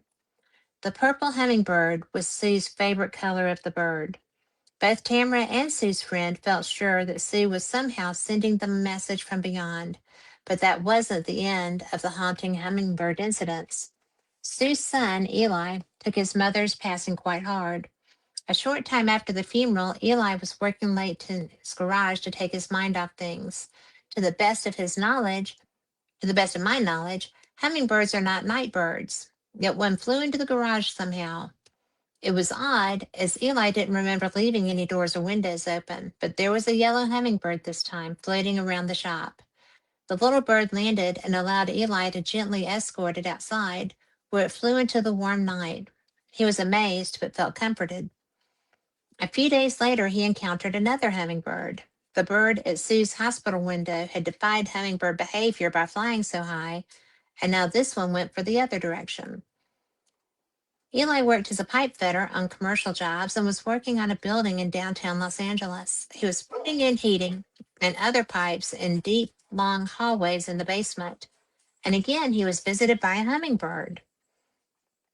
Now there was no earthly reason for a little hummingbird to be down in the basement where there were no flowers, trees, or nourishment for a bird. Coincidences are one thing, but this appeared to be more than just chance. Again, the little bird allowed him to take it up the stairs and to release it outside. After these hummingbird encounters, Eli really felt his mother was sending him a message from beyond. He started to feel better with each passing day. There was one more strange incident that cemented my daughter Tamara's belief that Sue's spirit was still around. She was washing dishes on a bright sunny day, and the open window above the sink looked out into the fenced-in backyard where she could see her two small sons, Blake and Dylan, playing. She smiled as the boys laughed and ran, but she stopped when she heard them cry, "Grandma, Grandma." A shiver ran up her back when she saw the boys chasing a little hummingbird around the yard. A purple hummingbird that it seemed that Sue still had to say goodbye to her little grandsons. Well, now I'm all goosebumpy. All goosebumpy. You know, it's hummingbirds migrate and we don't have them here all year round. But when they leave and I know nobody's coming back and I take my feeders down, then I just I just have them there. And it's really a cool thing for me. I I take the feeders down, I wash them, I put them under the sink, and then I've got probably, let's see, it's February. I've probably got another month before it's time for them to get back. And the first time that it's been warm for a bit is when my feeders will go back out, because I'm very attached to my birds. I think that they're really amazing, and they seem to like me too.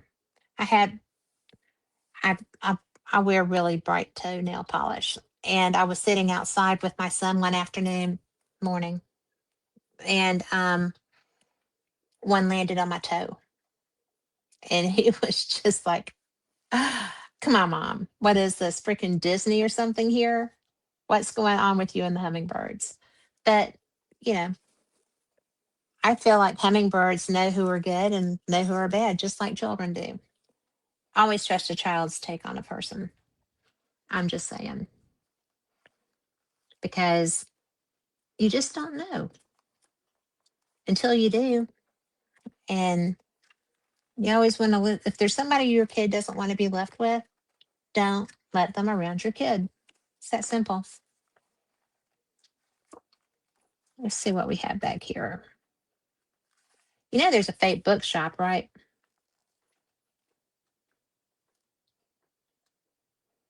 So, yeah. And then there's like decorate in style with all the magazine covers.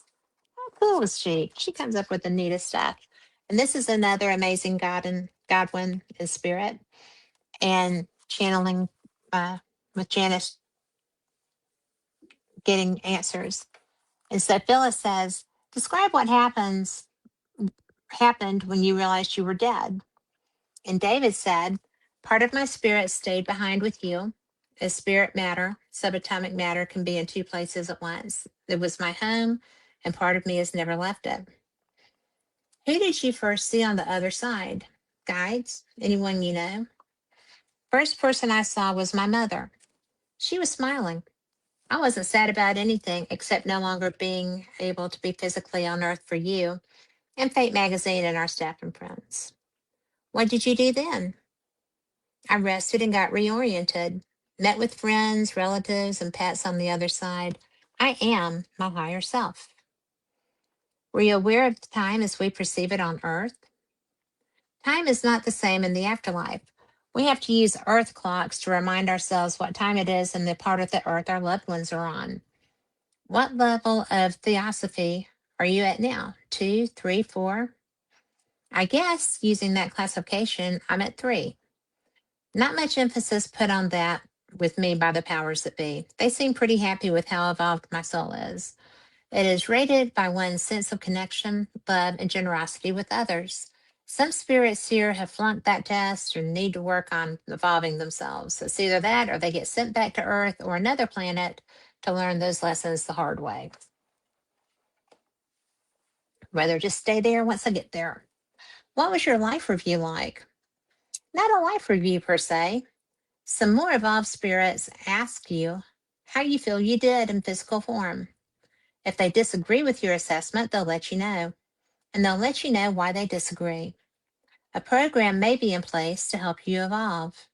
They haven't put me in any program, so I guess I made the cut. David is smiling when he says this. I do volunteer to help with various angel missions on Earth, but I'm not required to help.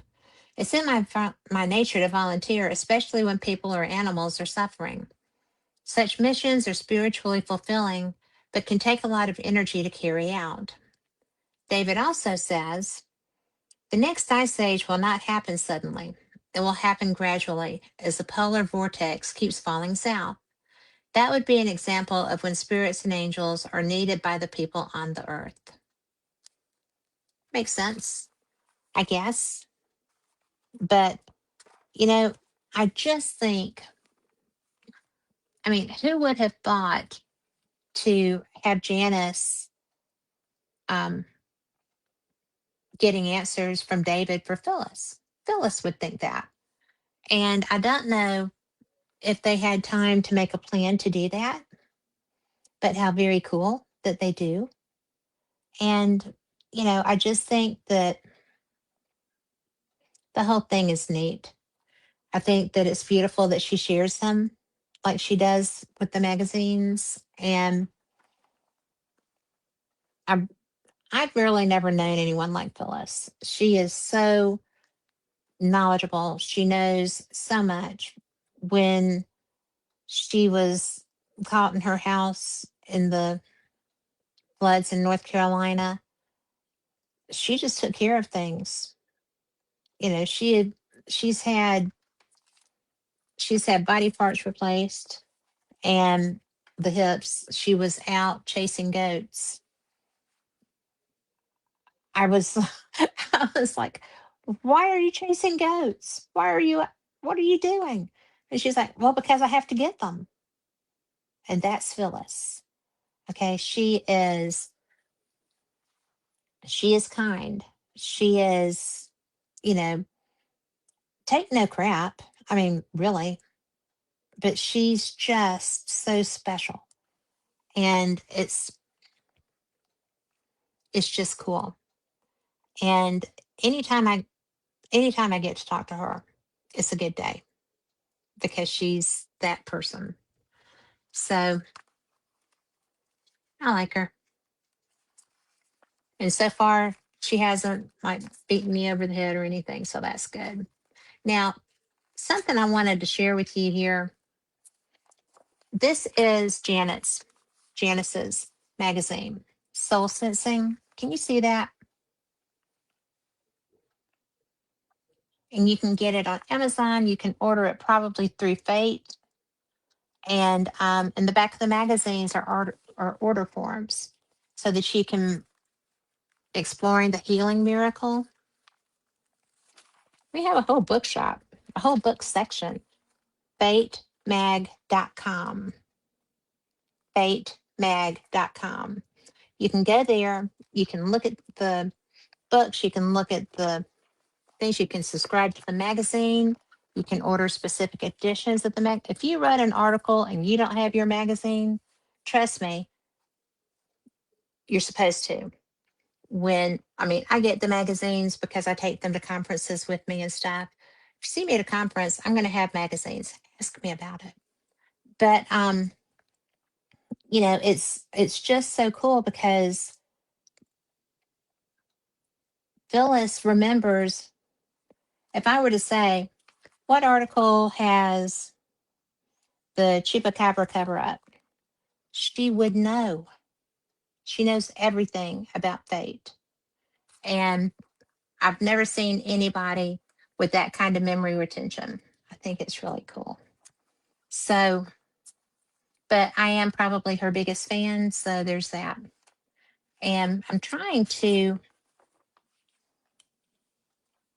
not going to read you my article. Y'all have heard me read that.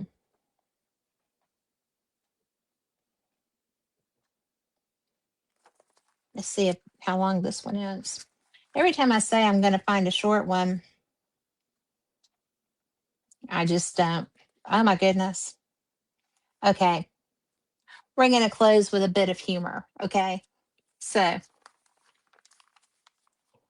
the snake that defends itself by farting.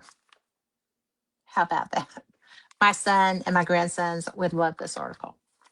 But, and this one is actually in the Contactees edition. And it has the Uri Geller stuff, Rebel Angels. If we have time, we'll do that one too. The snake that defends itself by farting. The cobra has venom, and the anaconda uses its powerful coils to strangle prey. Many snakes use different tactics to catch prey and to defend themselves against other predators. The western hook-nosed snake employs a different method to defend itself, flatulence. The western hook-nosed snake is indigenous to the southwestern portion of the United States as well as Mexico. It is a small snake that feeds on bugs, arachnids, and other small lizards. When the snake is threatened, it emits a rumbling sound from its cloaca, opening where excrement is discharged. This defense creates a loud popping sound that is designed to confuse predators long enough for the snake to make its escape. Bruce Young, an experimental morphologist and leading expert on snake sounds, explains that the farts are created by two sets of muscles that compress air bubbles and are forced through the cloaca, which creates the loud popping sounds. The sound can be heard up to almost 7 feet away and is not loud by human standards, but is a higher frequency that can be heard by other animals. The hook-nosed snake puts such energy into this technique that they can. I'm so sorry. That's what I get for reading ahead. So much energy into this technique that they can sometimes actually fling themselves off the ground in a sort of jump. In addition to the Western hook-nosed snake, the Arizona coral snake also employs the same technique to confuse threats. Unlike the Western hook-nosed snake, however, the coral snake is a highly venomous snake, which we all know, red and yellow kill a fella, right? But oh my gosh, the snake that farts so hard it leaps off the ground. I've seen little kids like that and big kids. This is the one where they did the predictions that were there.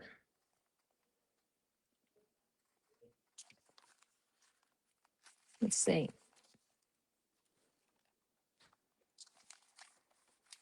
We can't do a really long one. Let's see what we have here.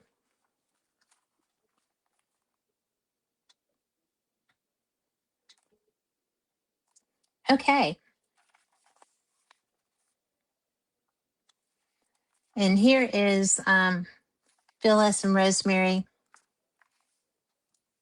her best friend that she misses still so much to this day. And let me tell you, from what I understand, they were hell when they were well, guys. Amazing.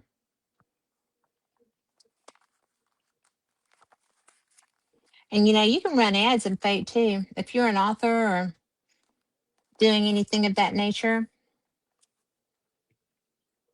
this is the Amazing God, One, and Spirit. This is going to be the last thing we do. Again, through Janice. Is there an online listing of Fate magazine articles? No, Sue, there's not a definitive one. But Phyllis can let you know. She knows where almost all of them are. Now, the question was, according to CNN, astronomers found a potentially habitable planet called Proxima b around the star Proxima Centauri, which is only 4.2 light years from Earth. Only. Now researchers have traced a second signal they believe belongs to a super Earth orbiting the same star, increasing the intrigue of this neighboring planetary system and its potential. Does David think there is life on this planet? Does he ever go there?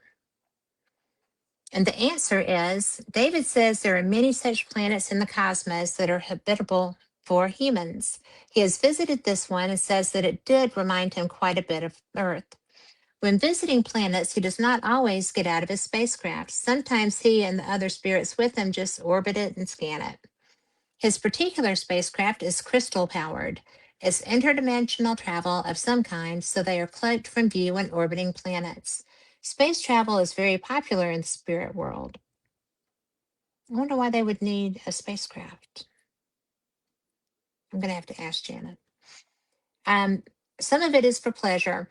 Others travel for research and angel intervention purposes. David says the size of these vessels varies. His seats 6, but they can be a lot bigger than that. I'm unable to tell you much about the spirits he's traveling with, except he mentions someone named Carl. That's very likely Carl Weschke, owner of the Llewellyn Publications, where David and I both worked. He passed a couple of years ago. Question: does David know if there are beings, aliens, people living within the earth? If so, what are they like? Is the earth hollow like some believe? How much has the government been digging tunnels, etc., for travel, storage, and escape? Answer: David says there's dormant alien DNA under deep layers of the earth. He says the earth is not hollow, it has a molten core. He said the octopus is an example of alien DNA on earth. It's more likely that aliens live under the seafloor than under dry earth. There are many underground networks. They are located under government buildings and military bases. They are for storage, hiding, and escape. David meets Rosemary at least once a week for coffee or drinks. They watch movies, sci-fi, about once a month. Wow. Not gonna lie, these are such special people. Oh my goodness. I have not read this article, but there is a tattoo on a mummy.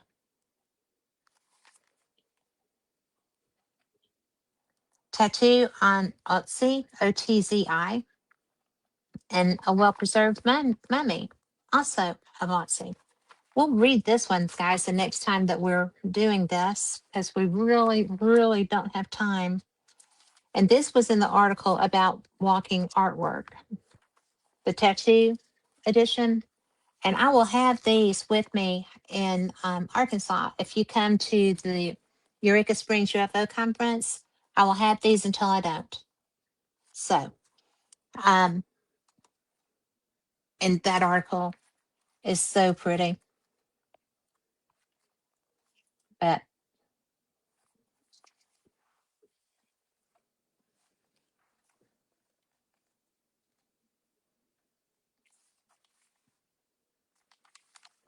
see some of the stuff, animal survival and loss. I just think you've got to get some of these. You can order them at fatemag.com. Go check them out. You can get the books. There's so many books. But just you can get t-shirts. But just go check it out. And you know what? I know that this was a little bit weird with the computer just croaking on me like that, but that's okay because back up. And speaking of backup, we will be back up Wednesday, Paranormal Experience with Kat Hobson, and I will be welcoming the founder of the, I have just lost my mind. Leslie is, they're antebellum ghost hunters, is what they are. And they are beautiful. And their costumes are beautiful. They're real investigators. They are absolutely brilliant. And I'm going to have Leslie, their founder, on with me. And I think you're going to love her. She's going to be good. And she sounds like me. So there's that. That'll be a Southern show. So join me, and I will be back next week, same cat time, same cat channel, for the next episode of Fate Mag Radio. I appreciate you being here. Sorry, I don't know exactly where to look for this device that I've got going on, but you know what? That doesn't mean I don't appreciate every single one of you. Suadon, I love when you show up in my chat. Thank you for being here. And I will see y'all next time. Same cat channel. Good night.